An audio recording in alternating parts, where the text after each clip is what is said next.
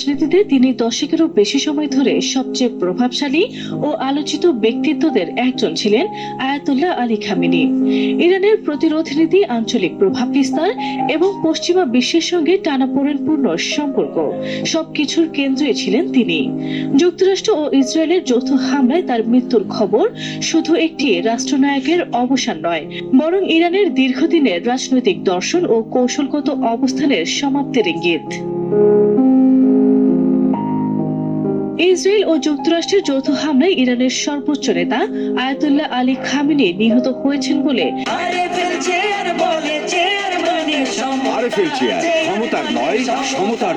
ইরানের রাষ্ট্রীয় গণমাধ্যম জানিয়েছে। মৃত্যুকালে তার বয়স হয়েছিল ৮৬ বছর। রোববার ভোরে প্রচারিত খবরে বলা হয়, শনিবার তার আবাসস্থলে যুক্তরাষ্ট্র ও ইসরায়েলের যৌথ বিমান হামলায় তিনি নিহত হন।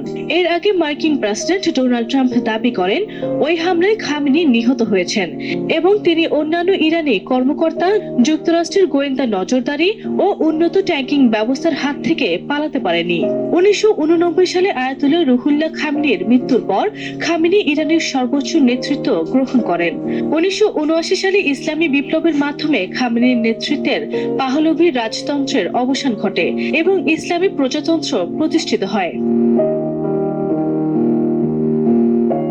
খামেনি বিপ্লবের আদর্শিক মুখ ছিলেন, তবে খামেনি রাষ্ট্রীয় ক্ষমতা কাঠামো, বিশেষ করে সামরিক ও আধা সামরিক ব্যবস্থা সংগঠিত শক্তিশালী করেন। তার নেতৃত্বে ইসলামী বিপ্লবী গার্ড বাহিনী IRGC একটি প্রভাবশালী নিরাপত্তা, রাজনৈতিক ও অর্থনৈতিক প্রতিষ্ঠানের রূপ নেয়, যা ইরানের আঞ্চলিক প্রভাব বিস্তারে গুরুত্বপূর্ণ ভূমিকা রাখে।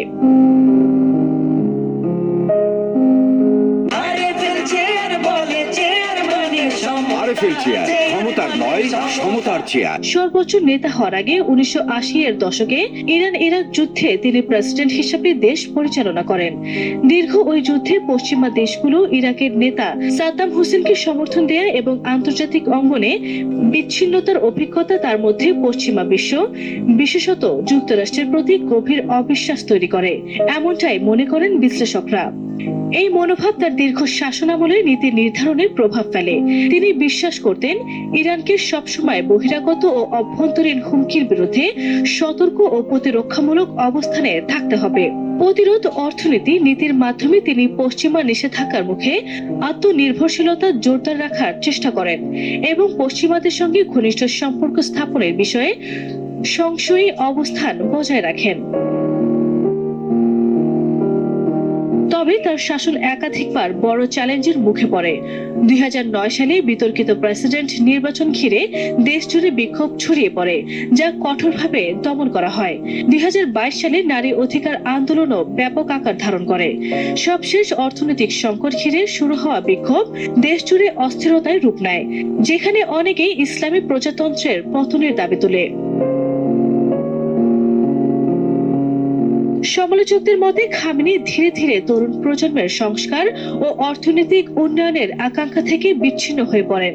জাতীয় স্বাধীনতা প্রশ্নে তার কঠোর অবস্থান ইরানকে বড় মূল্য দিতে বাধ্য করেছে বলেও তারা মনে করেন।